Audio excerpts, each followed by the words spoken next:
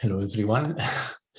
Lovely to see you all. Hello, Holger, Gigi, hello, Lisa,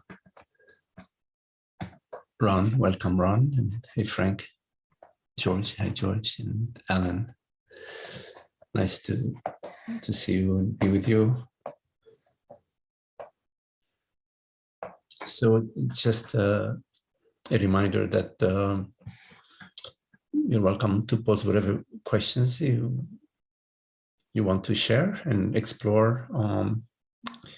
I'll start with just a brief guided meditation. And then you're welcome to explore whatever questions you want to explore.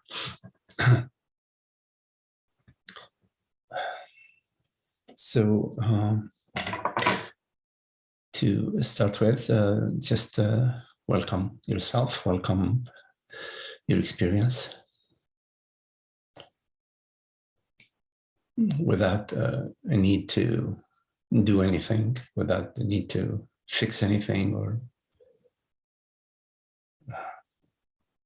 get somewhere.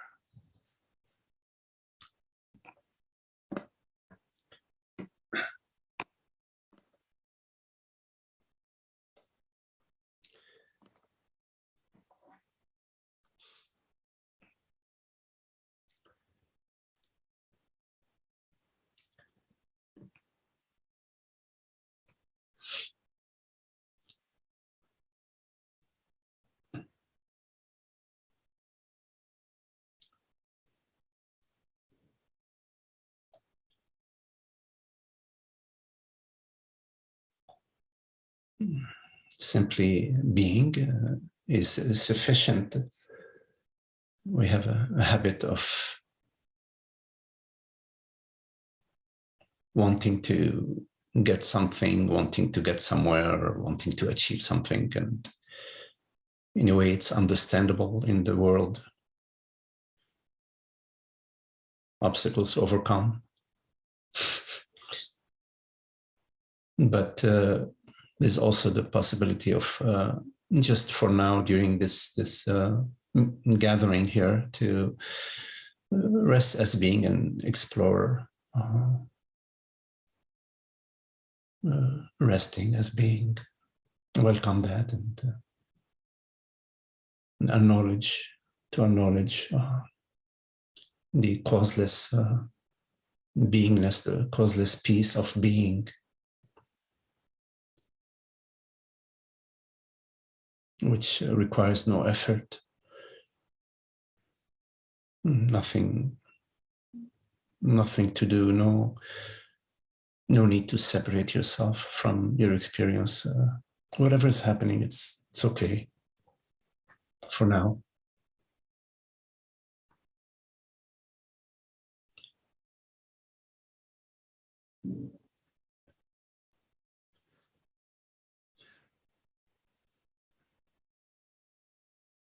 You know, the breath,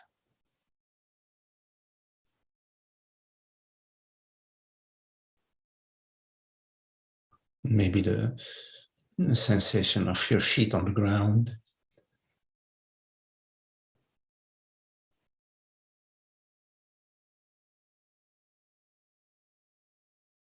the sound of this voice, and maybe the sound of traffic or the birds singing, whatever is arising.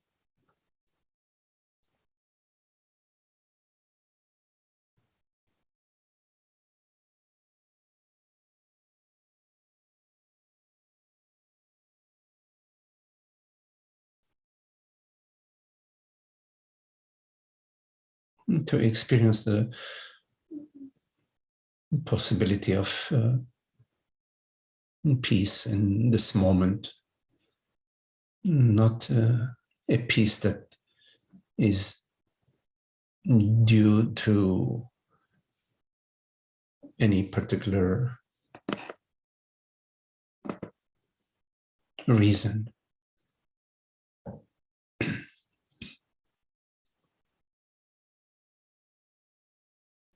And also to welcome the peace in the midst of this conversation, in the midst of this experience,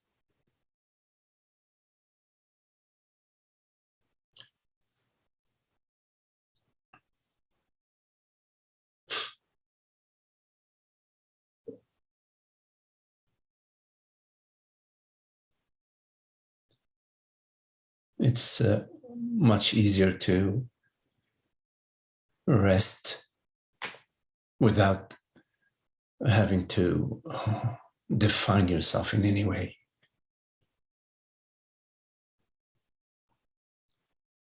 It's as if we are not knowing, just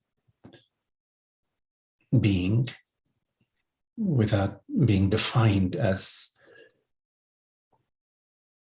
a man, a woman, a son, daughter, whatever, whichever way we define ourselves via the mind.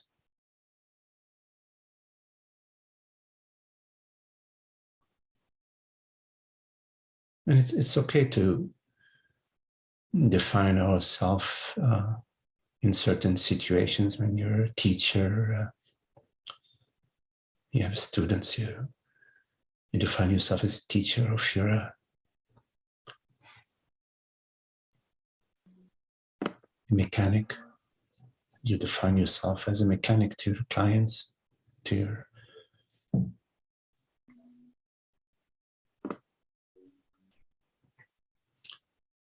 but for now, you don't need to define yourself in any way.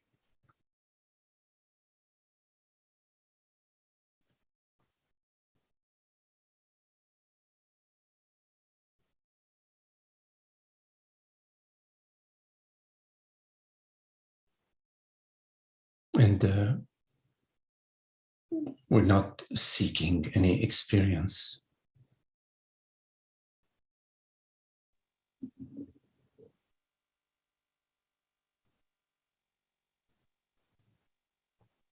It's much simpler this way, not to take a break from seeking. Just it's a sort of relief.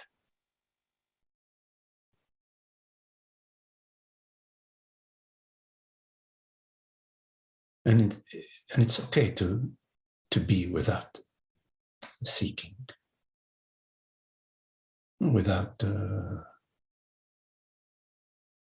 also defending an image or trying to become somebody special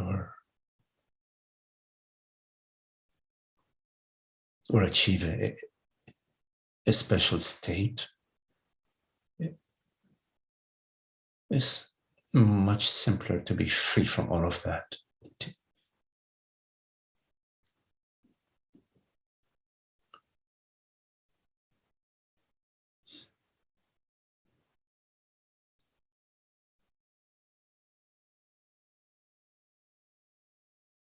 So here in this sort of meditation, we get a little taste of that, of being in a way without a purpose.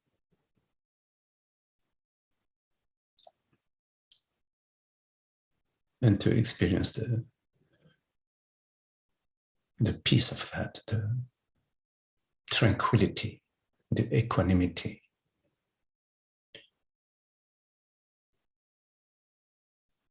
When we are not projecting, not defending, not defined in any way.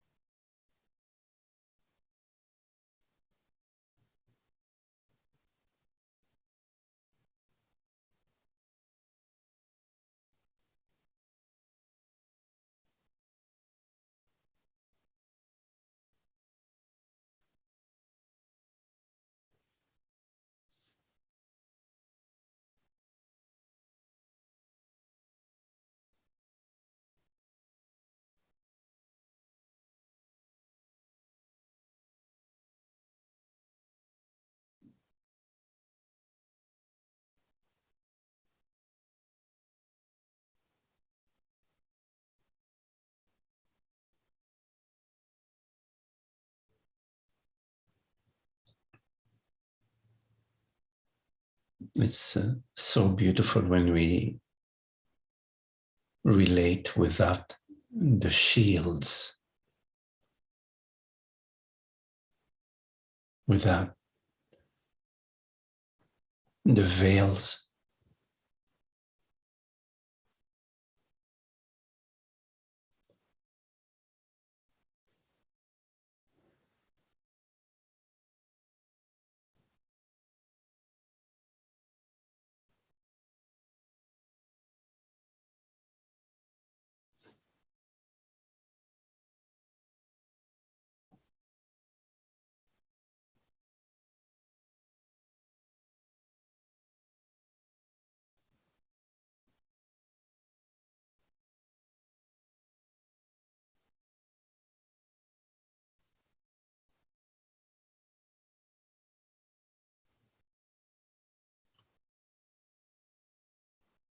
It is effortless.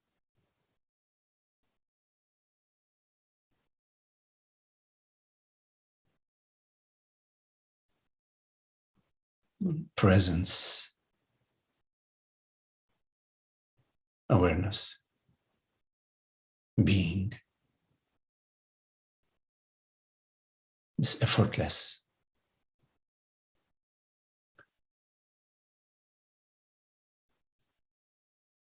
And it's not trying to become special.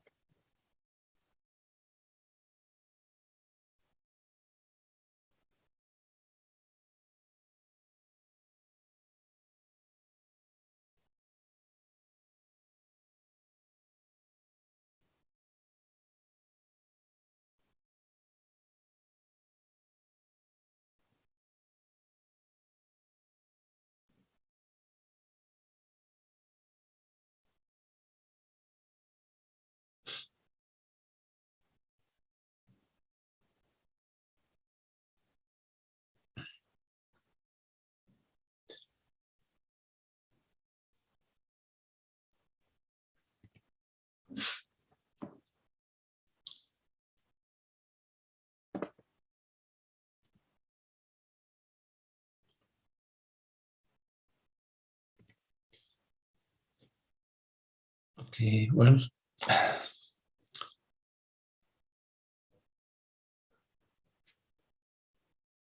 so for the remaining of our meeting, if there are any things that you would like to share, explore, any questions,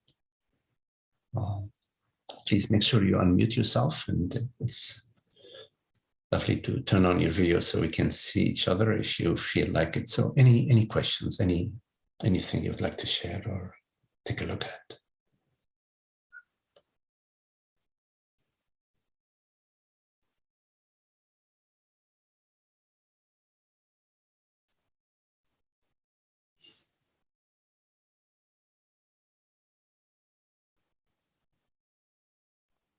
Hey, Magdi. Yes. Hey, Frank. Hey. So I'm outside and there are people around. I think I've just better stay off than the video. Okay. It's good to see. Good to see you, though. Yes, good to see you. Okay, I'm glad. I hope you had a good vacation. I was on vacation too. It's good to see you back. Oh yes. Okay. Yes. Good. Yeah, I missed you. Okay, so I wanted to ask you. I wasn't gonna ask a question, but nobody's coming up, so I'll ask another. I'll ask a question. So the other day I was listening to Francis, and somebody asked him a question about a center and how he asked that does a sense of having a center go away once you abide as awareness as your main identity? And he says yes. He says that center, there is no center, so that sense of center that you feel now as a body mind goes away. But I thought about that, and it makes sense. But I also thought about the fact that a lot of us, people who grow up in crazy families, we never really developed a solid individuality as a person. Mm-hmm. I've come a long way in that regard. I used to have problems with that. I now feel like I'm some kind of a center Mm-hmm. as a person, more individualized kind of a person. Question I have for you is, what do you think about that in general? But do you think that it's important for somebody who has a kind of a background where individuality wasn't something that was valued, if somebody grows up and not really knowing who they are or what they're about as a person? Is it important do you think it's important to develop that before you decide to give up this, before you let awareness be awareness and let yourself be yourself as awareness without a center? Yes. Okay, I'll give it over to you from here. Yeah. Well, I would say that, like, in God's kingdom, using religious language, in God's kingdom, everything is possible. So in terms of growing up without a sense of me, without a solid sense of ego, a solid sense of self, is there a possibility for such a person to realize their true nature? And the answer is yes. Why is the answer yes? Because there is infinite possibilities. There are infinite paths. There isn't one path to awakening. There isn't one path to truth. There isn't one path to reality. There are infinite paths. Having said that, in general, there is the formation of the ego, like from being a baby, from being a little child, baby to a child, and then the child gets a sense of their own sense of self, separate from their mother, separate from their parents, and becomes more have a sense of themselves, whichever way that unfolds. That is the most common path for humans. We go from being a diffuse baby, a field of experience, to separating ourselves from our parents, and then there is a sense of ego, and then the sense of ego becomes reveals not just a sense of independence, but also the sense of limitation and separation and unhappiness. And at some point, this leads us to inquiry and investigation into the root cause of unhappiness and the whole process of unhappiness. So, as I understand what you shared with me, Frank, that basically you have, over the past few years, developed a sense of your own self, your own independence, your own ego being. And so the question is that part of the path towards realizing your true nature? I would say yes, it is, but it's not the only path. There is a possibility of a disassociative personality to also awaken to their true nature. It's not only well established ego selves that have the possibility of awakening to their true nature. Am I answering your question?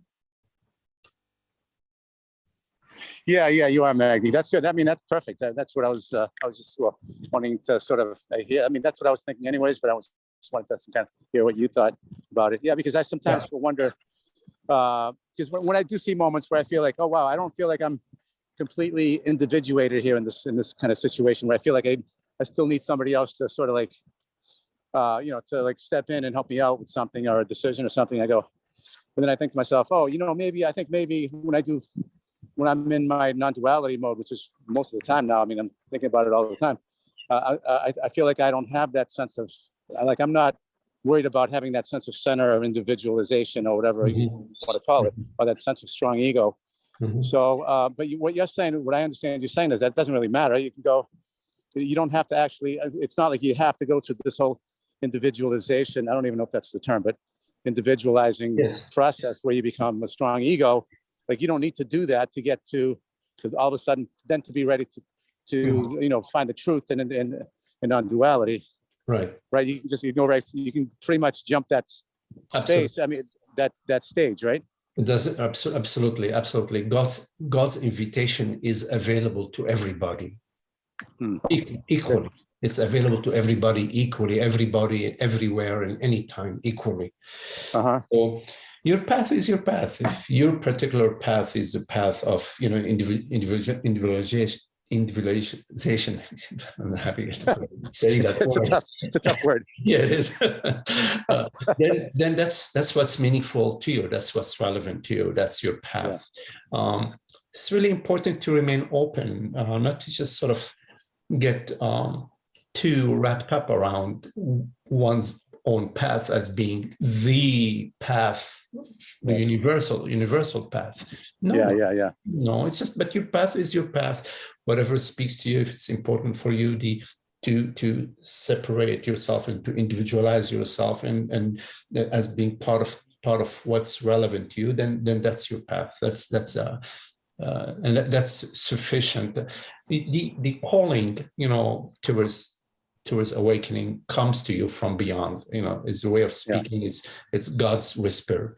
When God whispers to everybody. It's just that sometimes, most often, we don't hear the whisper. But when we hear the whisper, it's beautiful. I mean, we can hear the whisper when we're in the midst of the greatest misery, or the midst of the greatest confusion, or in the midst of the greatest joy. God's whisper is, whenever we hear it. That's a very special moment in our life. And then it's this matter of understanding God's whisper and heeding God's whisper. I'm using religious language here, but you understand. No, I get it. You understand. No, I understand. Yeah. Because I sometimes find myself, when I get into these situations where I go, like sometimes I don't know which way. It's almost like, and one way to put this is, we can use the bottom, what they call the top-down teachings, which I think is non-duality is pretty much. So you can do like the bottom up, I think it's called, where you actually, sit down and try to figure out what you're feeling and those kinds of things, as to figure out, because they say feelings can be like a roadmap to where to what you want to do and how you want to go and proceed in life. I don't know if that's true or not. It may not be, but sometimes it does anchor me when I feel like I don't know what I want to do. I go, what am I feeling like I want to do? And then if I get in touch with that, I go, oh, I want to do this. And it sort of anchors me in a way that nothing else does. Yes. Now, everything that appears to you has God's imprint, arises to you from universal consciousness.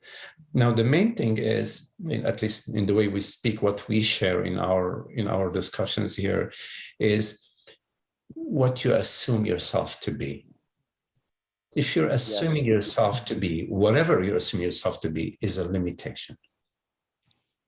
If you're assuming yourself to be a man, a woman, a person, a father, and mother, whatever you're assuming yourself to be, so when you look at what do I really feel like doing?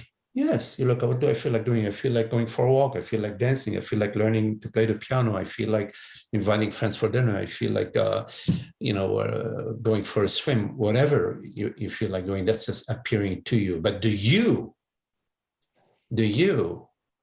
That's what we look at here. What is the you? In this moment, that which I am is absolutely present right here, right now. And that which is present right here, right now, as I, is presence itself. Yeah. Awareness itself. So it's kind of like looking at it like, that whatever it is that you feel like you want to do, it's still the body mind, but you really are the awareness that's aware of that desire or that feeling or whatever. Absolutely. Yeah, consciousness is complete freedom. You may suddenly feel like you want to learn about relativity theory, and you want to get into science. It may come to you that this is what you really feel like learning about, or you want to travel the world. Yes, everything arises from awareness, from consciousness to I consciousness. So there is a body mind, of course, as an instrument. Right. That's how we, for example, right now hearing and understanding these words in English. there's an instrument, but that which perceives, the reality that perceives, is consciousness, awareness. Very good, very good. Thanks, Magdi. This is I got the answer I was looking for. Yes, there is one more thing I wanted to add, because when you started talking about, Francis talking about localization, the body right now, of course, like this particular body is located in a certain location. It's located inside this room, sitting on this chair, 4 feet away from this wall, etc. So there is a location to the body-mind. There is a location to the table. There is a location of this plant. So our location is phenomenal. It's object A is located in relationship to object B. This is how we basically talk about location. The location of the body on the chair. So there is a chair, which is object A, and there is the object B, which is the body, and the sort of object B is located on object A. But in terms of I'm not talking about the body, I'm talking I, which, as I often repeat, I refers to consciousness, the reality that right now perceives this perception. Whatever it is right now that perceives is not a body, it's not an object. It's awareness. It's non-phenomenal. So location applies to phenomena. The car is in the garage, right? The milk is in the refrigerator. But when you come to reality, or to consciousness, or to the noumenal aspect of reality, then the whole concept of location does not apply. Mm-hmm.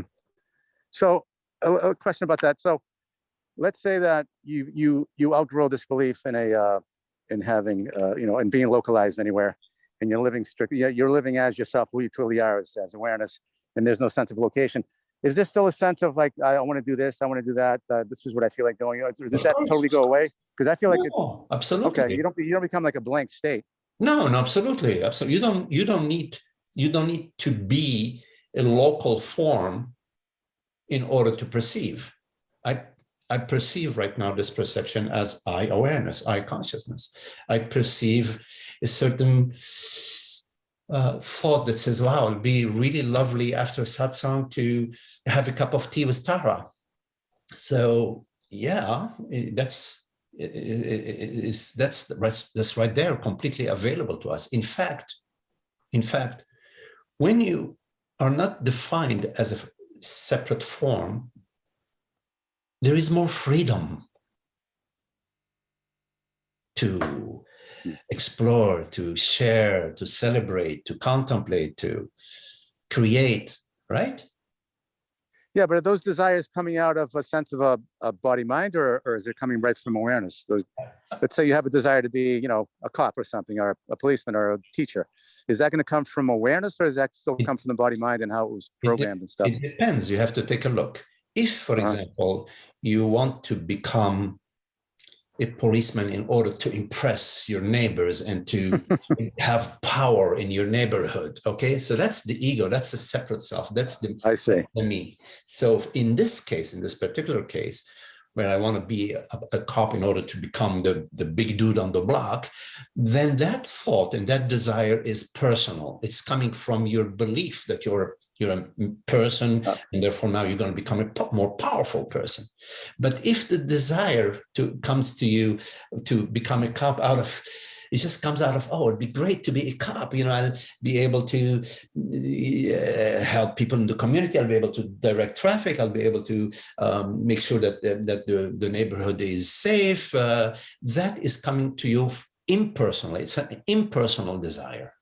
When a desire comes to you impersonally, it's coming to you from the universe. Interesting. Wow. Really good. Perfect. Thanks, Magdi. Appreciate it so much. All right. Okay. Nice to meet you, Frank. Talk to you later. Yep. Yes. See you. Hi, Magdi. I'd like to ask a question, if that's okay. Yes. Hello, Shai. Shai, I'm sorry, I want to ask you, how do I pronounce your name? I don't know if I'm pronouncing it correctly. Is it Shai or Shai? Well, in Hebrew it's shy, but Shai. Okay. but in English everybody says shay. So either way, it's okay with me. Okay, and I will keep that in mind. Shai. I'm gonna go with Shai. Yeah, or you can use Shay. Everybody, you know, the English-speaking people, everybody calls me Shay, so I'm with it, you know. Right. Okay. Yes. Okay, I want to ask a question, but before I ask my question, just a little clarification. Oftentimes you use the term the separate self, and then, or the term the ego. When you say the separate self and the ego, are you referring to the same thing, basically? Or is it two different things? No, I'm not referring to the same thing. I know that often these terms are used interchangeably, but I'm not using them the same thing. They have different meanings, and it's a good question. You know, rarely people ask me this question. So by the separate self, I'm referring to a belief that I meaning consciousness, awareness, yes, is separate, is dependent on the brain, is located behind the eyes, or is limited and dependent upon the world, body, mind. That's what I mean by the separate self. It's a belief and a feeling. So there's also a feeling that I meaning I consciousness. Whenever I say I am always saying consciousness. That I consciousness is separate and limited. Now, the ego, on the other hand, the ego is the sense of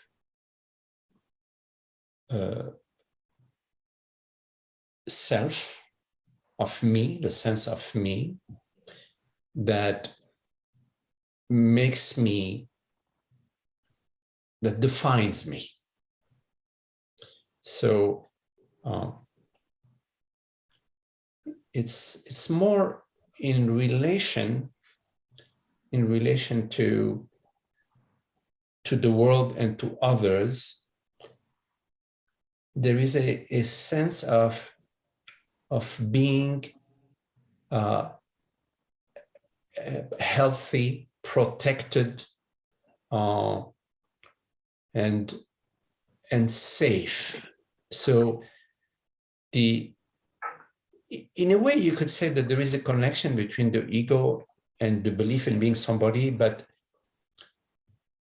I make a distinction because there is such a thing as a natural process of going from being a diffuse consciousness that does not know itself via the process of being a safe entity that is navigating in the world safely, and then realizing that this safety isn't a permanent safety. It's a safety that fails you.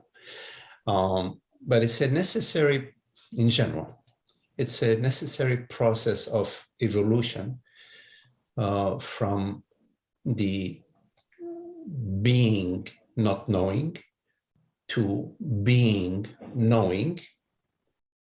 I know that I am this person, to back to the inquiry into a return to being not knowing, and then further on being knowingly the self. So the distinction that I make between the ego and the separate self is only to emphasize that there is such a thing as a healthy ego. It's part of the process. And once we start talking about the separate self, we have already realized that the ego is not providing the happiness that we are seeking. And now we are inquiring, we're in the inquiry about happiness. And when we start the inquiry about happiness, we realize that the obstacle to happiness is the belief in separation. So basically, if I understood you correctly, the ego is more, the separate self is the belief that I, awareness of consciousness, am in the body-mind, limited to the body-mind, am a person. Yes. And then the ego is more of a, is the felt sense of the ego is the safety, the safe sense of self. There is a separation from external safety to developing an internal safety. External safety is my mom and my dad and blah blah, you know, my external safety zone. There is a leaving the safety. First, there is that safety, but then you leave that safety and you have to develop within yourself the ego, the safe place, the safe space, which is more internal. Okay. So the ego is the felt sense of the internal safety, basically, I feel. Yes, that's how I look at the ego. That the ego is, it's a relative sense of safety, of course, because we all know that there are many levels of safety or certainty or uncertainty within the ego. There is a certain such a thing as a maturing, as a development of the ego, where in some cases we have to sort of explore the ego, maybe in psychology, via working with psychologists, or on our own, or via life, where we develop, you know, a sense of internal safety. Now, it's really it's an academic question you're asking me, but the reason why I'm making this distinction is because I don't want to diss the ego. I don't want to sort of make a negative statement about the ego, because the ego is part of the process of evolution of human beings. Okay. And there can be separation issues from your parents, or the safety or the love of your parents, or maybe there could be some abuse, for example, you know, at a very young age, that will affect the development of the ego. Mm-hmm. And then actually this may cause being caught up in trying to fix the ego and trying to sort of come to a certain balance, egoic balance. There is a need for a certain maturity of the ego in general, okay? Because Frank's question, in a way, related to that. Yeah. Because there are no rules, no absolute rules in God's kingdom. Right. But we're talking within certain parameters here, understanding that we're not talking in the absolute sense, but in the relative sense, that there is a certain egoic process that is required, a certain egoic maturity that is required for the spiritual inquiry. Okay, so I'll just ask my question. I remember Francis saying how when he met his teacher, Jean Klein, the first thing that Jean asked Francis, he asked him, how is your life? Are you financially independent? Is there stability in your life? And the point is that to find a balance in our life in terms of financial stability and relational stability is part of the egoic process. Mm-hmm. Then I'll just ask my questions. One question, because I see somebody else wants to ask and I don't want to take all the time. So basically, I heard a lot in the non-dual teachings about the subject of the ego taking ownership. Like, let me explain. I know that thoughts are happening and I don't control my thoughts because I don't know what thought's going to come next. I understand that.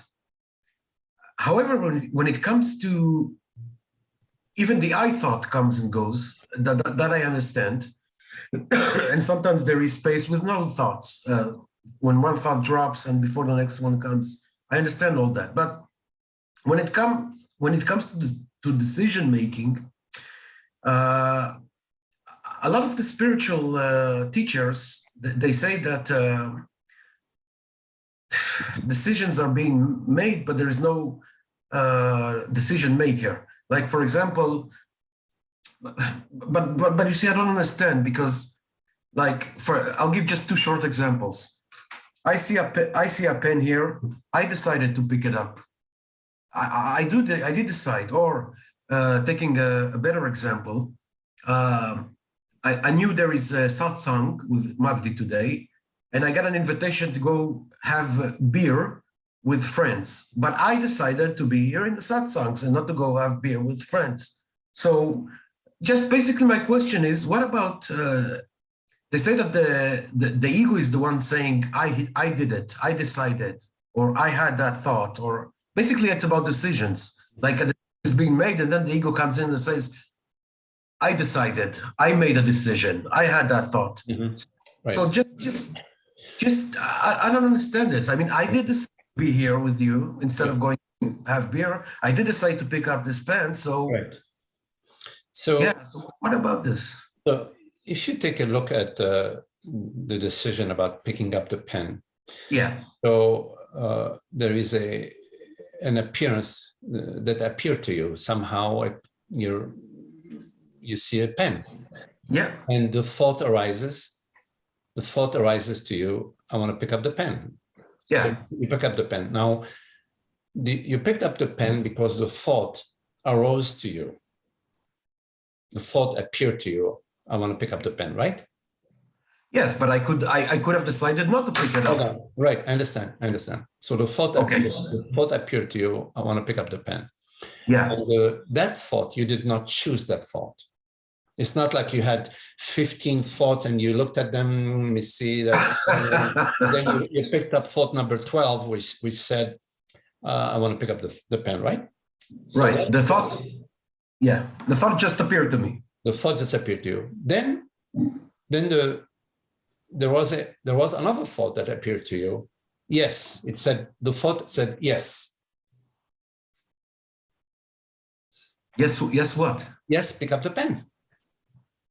Oh, wait. So let me see if I understood you.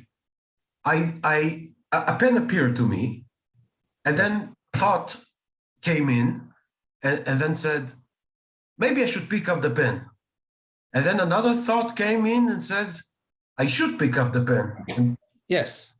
That's what you're saying? Yes, because you're talking about picking up the pen or deciding, for example, to come to satsang rather than going to have a beer.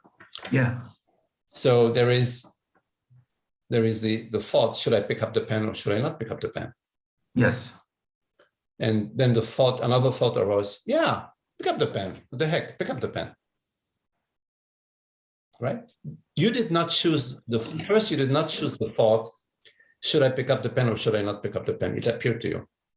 Right. You did not choose the thought, yes, it appeared to you. Yes, the thought, yes, appeared to you.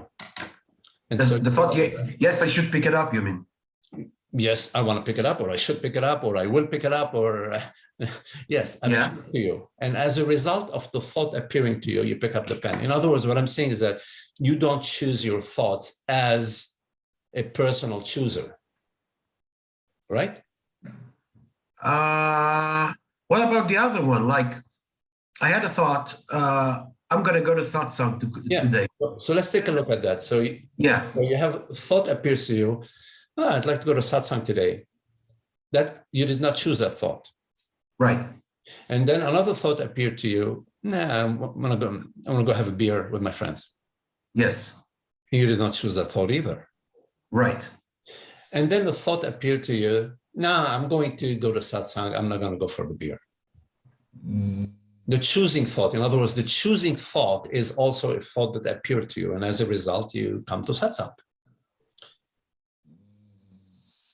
Oh man. Now, it's not like a choosing thought appears to you and you look at the thought and no, it's in most cases, it's just appearing and then the decision is done. Yeah, I mean, if I take a look at the satsang example, in an instant, I decided that I'm going to be here and not go have beer. I didn't have for half hour to think about it. I just decided in an instant. Right. It's possible somebody will call you and say, hey, Shay, listen, let's go for a walk. This was after the decision, after the deciding thought was, I'm going to go to satsang. But then you will hear that, you will perceive that thought. Let's go for a walk. And then the thought would appear to you, no, I've already decided I want to go to satsang. Then you will tell your friend, no, I'm not going to go for a walk. I'm going to satsang. So let's so what I'm saying is the following. You don't choose your thoughts as a person. Thoughts appear to you. They appear to you like right now, this perception is appearing to you. Yes. This perception appears to you like a thought appears to you. For example, thought right now, today is Thursday, appears to you in the same manner that this perception appears to you. You follow? Yes. So the thought, the perception, the sensation appears to you out of what? Out of reality. Yes. It's not going to appear out of illusion. It's going to appear out of reality. Yes, yes. Okay. Yes. The reality of our experience is consciousness, awareness. Okay. So the thought appears out of awareness, out of consciousness. Yes. But what about the thought is perceived as it appears. It is perceived. It appears and is perceived by awareness, awareness. Yes. So the thought arises out of awareness or out of consciousness and is perceived by consciousness instantaneously, not over a period of 10 seconds, instantaneously. Just like that. It's a creation and perception. So creation and perception are not two. Right. So the consciousness, the reality that is also the reality that perceives. Yes. So the reality that creates also perceives simultaneously. So I never say, I don't make a choice. I always say in the sharing here, I don't make a choice as a separate self because there is no separate self. I don't make a choice as Magdi because there is no separate reality called Magdi, but I make all choices as consciousness. Want me to repeat that or you got it? Even the decision to, I'm just going to use the simple thing. Should I pick up, okay, something appeared to me in consciousness. Then a thought arose. Should I pick up a pen or should I not pick up the pen? Then another thought came in and says, oh, I should pick up the pen. So basically, I as a separate self never made any decision here? There is no separate self. Sometimes I get into the illusion of being a separate self. Yeah, but an illusion is illusion. You could be a pink elephant. You could say I as a pink elephant, pink flying elephant. There is no pink. You're not a pink flying elephant. So consciousness chose to pick up this pen. What else? But then again, you see people doing something terrible like murder. Don't tell me what. So who decided? It's always consciousness. Why would consciousness decide? All right, so that's a good question. Now, consciousness, when it is operating without channeling itself through a separate, without the belief of being a separate self, it expresses itself as love, beauty, happiness, joy, friendship, compassion. Okay. But when consciousness channels itself through I, meaning consciousness, I'm this man, and you are this other man, yes, then you have a different relationship, a different thoughts, different experience, which is, how much money do you have? Wait a minute. Oh, you have a lot of money. Oh, I'm your friend. I love you. You know. Oh, you don't have. You're not famous. The heck with you. I'm just going to talk to somebody else. So what I'm saying is that there is one reality. There is one reality, and this one reality is the creator and the perceiver and the experiencer of all creation, all perceptions, all experiences, including volcanic eruptions, including thunderstorms and tsunamis, and including roses blooming and hummingbirds flying from flower to flower. All creation refers to one creator. Now, in terms of reality, there is only one reality. You don't have the reality of Hitler or the reality of Mother Teresa. There is only one reality. But of course, when consciousness is knowing itself and expressing itself, it's expressing itself as Mother Teresa or as a beautiful friendship or inviting friends for dinner. But when its consciousness is expressing itself as a separate entity, then it's going to express itself as Hitler or as Ho Chi Minh or whoever. It's going to express itself as some dictator.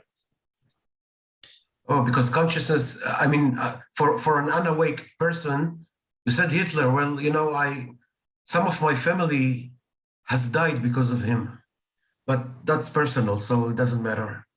But you say when consciousness is feeling trapped in some body and programs, that's when bad things happen. When consciousness is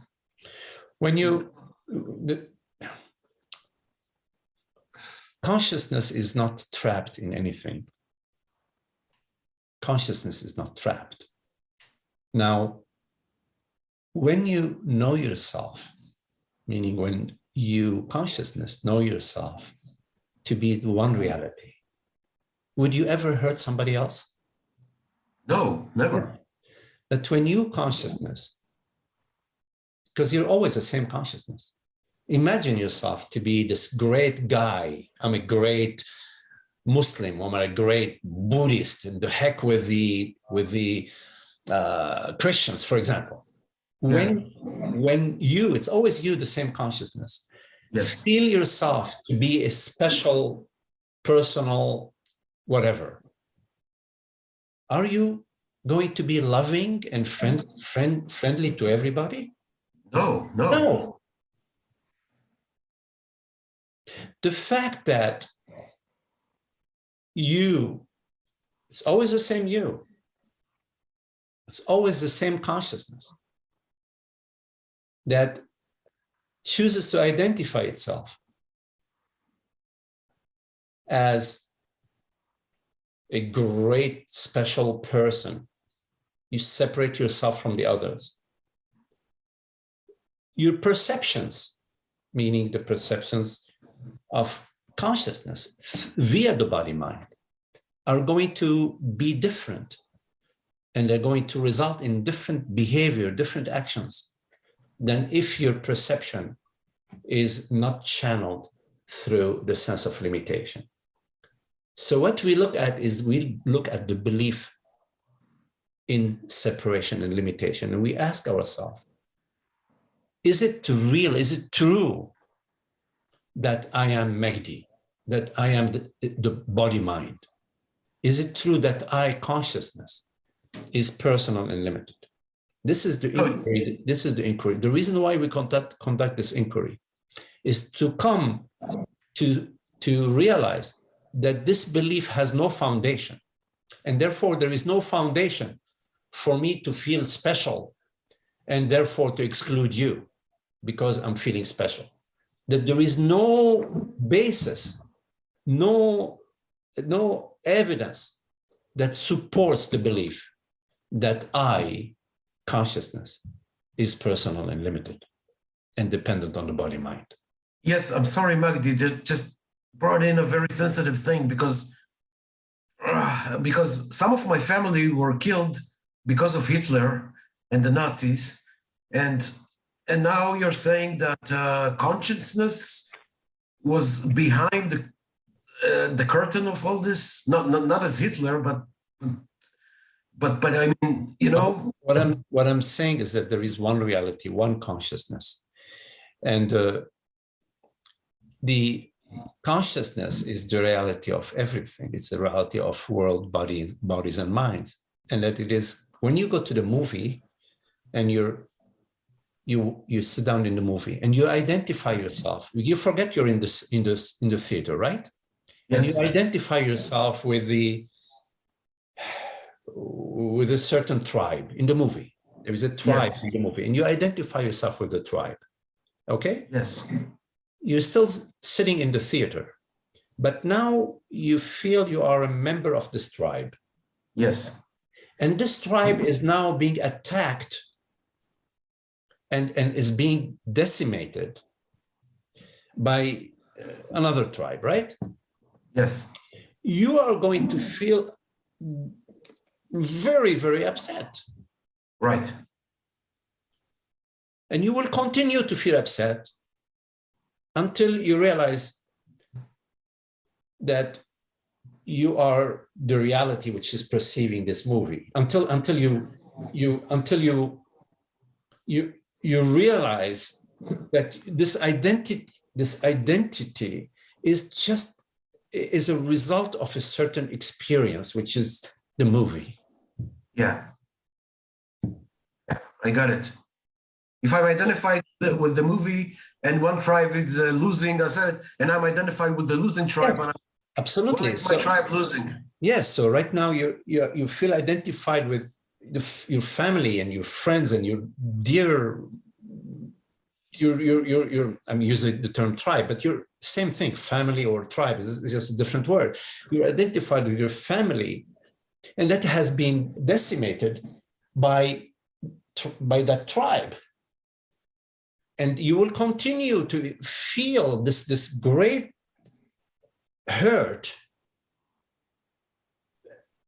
because of the identification. And I'm not judging it. I'm not judging it. I'm just saying, I'm just trying to describe the process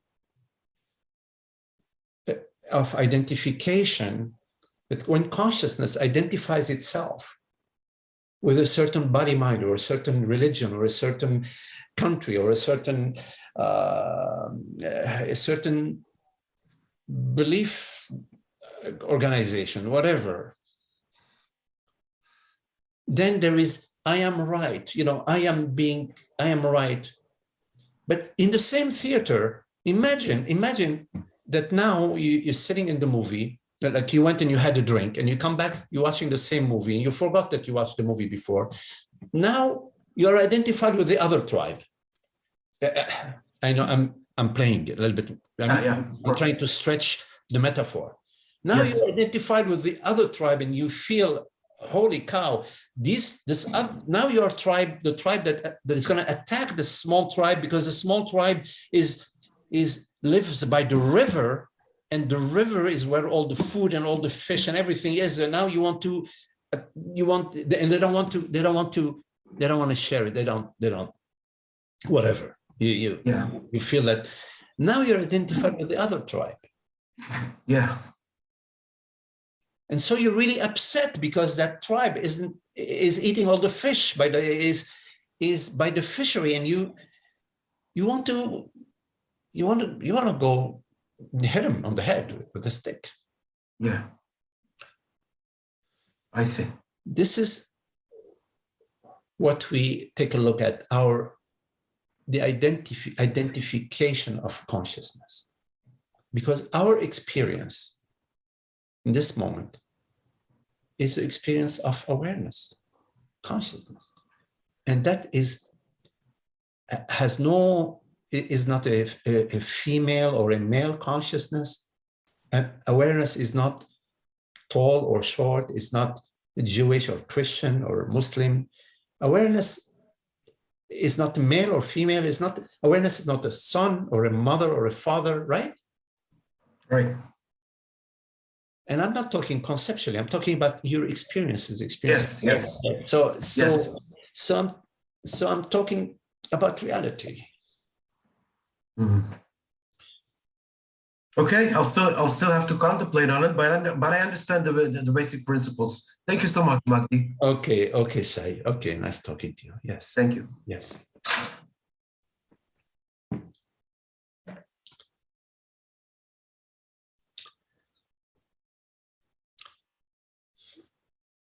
Any question?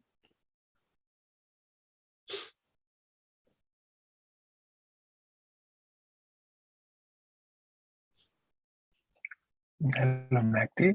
Hello, Holger. Wonderful to be here, and just so amazing that you mentioned in the last meditation that how simple the teaching is. And this was such a touched me so deeply, because I could see how I'm wondering, where is all this complication coming in, all this movement, and just gratitude, this beautiful teaching and your presence and your love and your clarity. It's wonderful. Well, Holger, it is God's play. God likes to play. She loves creation, and because there is nothing at stake. There is nothing at stake for reality, for that which we are.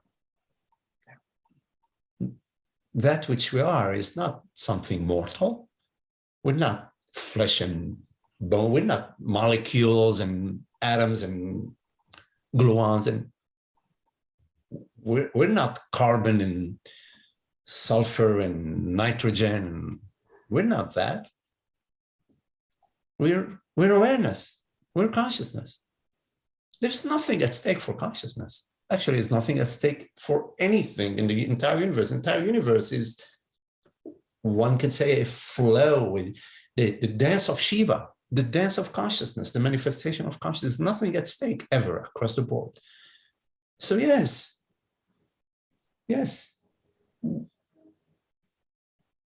Fire, water, earth, earthquakes, and rain and drought. Imagine if it was only good weather. Heck, I mean, we would go nuts. we say it's more fun when there are many different weathers. It's more fun. It's more playful. God loves to play.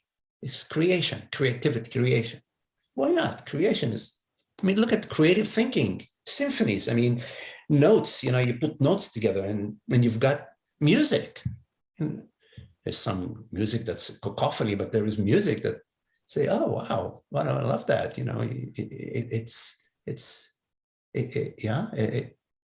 Some music you dance to it, some other music it takes you to meditation, others you just transports you to, it takes you wherever.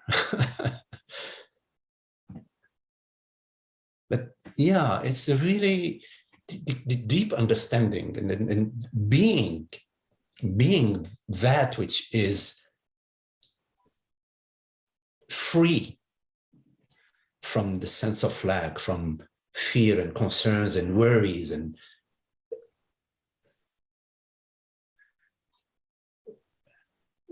in a way, part of God's creation is a peekaboo, discover me, discover me, discover this causeless freedom, discover this causeless love, and celebrate, enjoy, dance with me, dance with me. Appreciate, come to the appreciation. Oh, wow. Appreciation of what? Of everything. Appreciation, full appreciation right now, not a free appreciation, causeless appreciation. Then we are dancing with God, you see.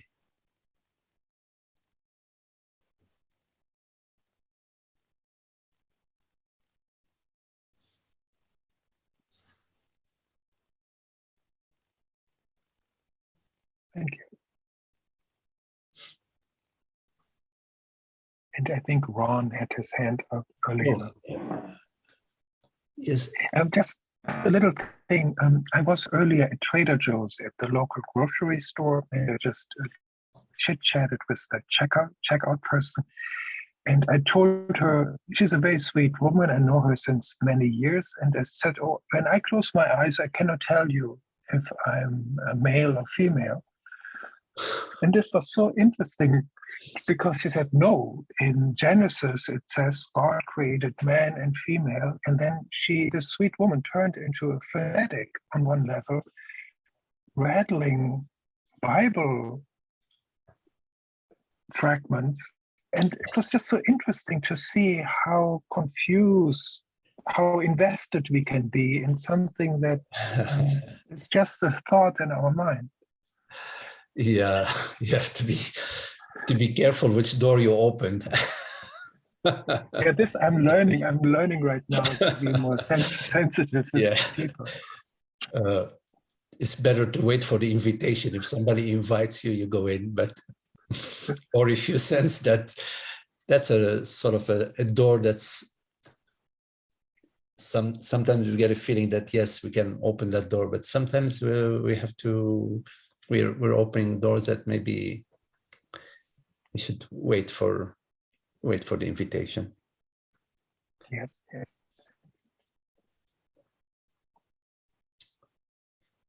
Ron, did you have a question on me? I see that.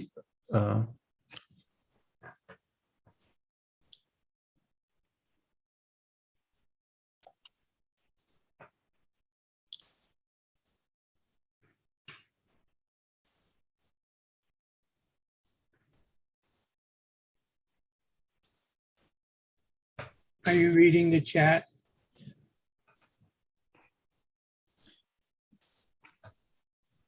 Yes, the first half of life is devoted to forming a healthy ego.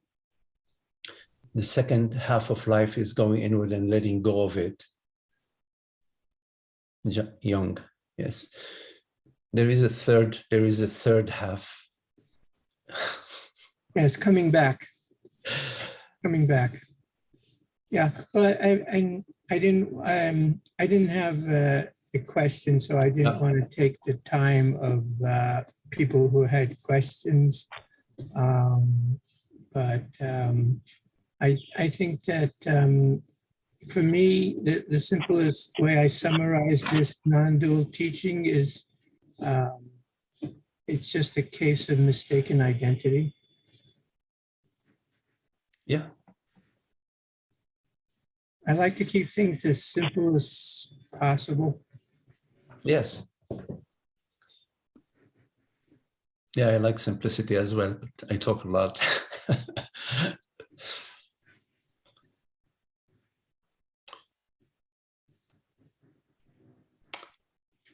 Would you like to say something about that what we implied in there's a third part to it? Yes, but first I would like to say that any identity is a mistaken identity.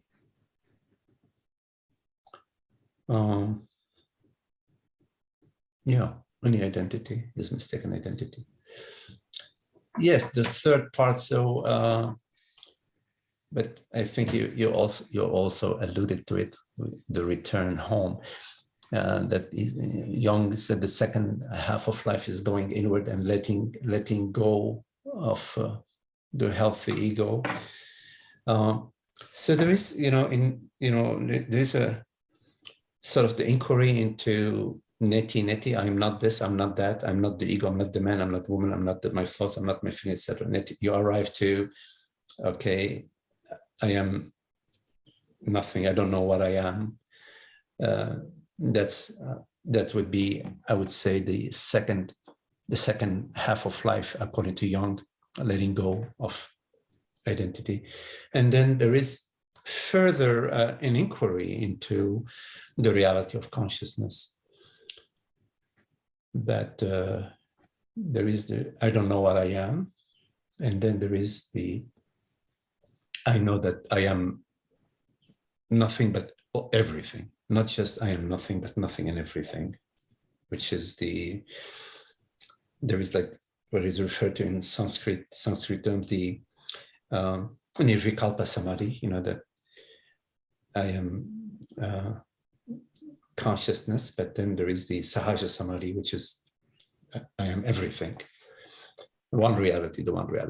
So that's what I meant by saying there is a third half, a third.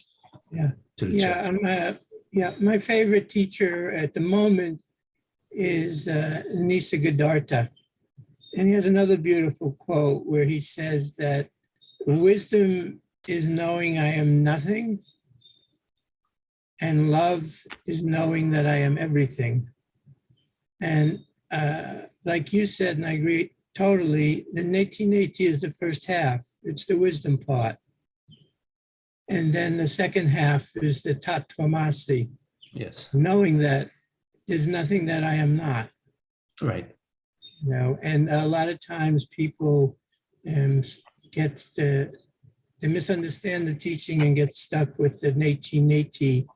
And it's a very bad place to be stuck in, because it can be very, well, I won't go into, but yeah, the antidote is the second half, tattvamasi. Right, tattvamasi, right.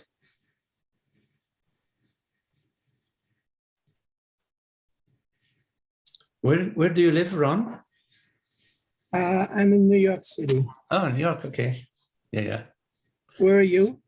I'm in Temecula, California. I'm on the West Coast, but when I first came to the States, I lived in New York City, in Manhattan for 12 years.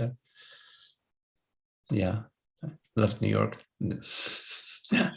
I spent a little time in California. I love California too, but yeah, we were all our lives. We don't decide, as you were right. talking about earlier. My life just brought me back to my roots, where where this embodiment started out. So that's it. Just happened that way. Yeah, cool. Things happen. Yes.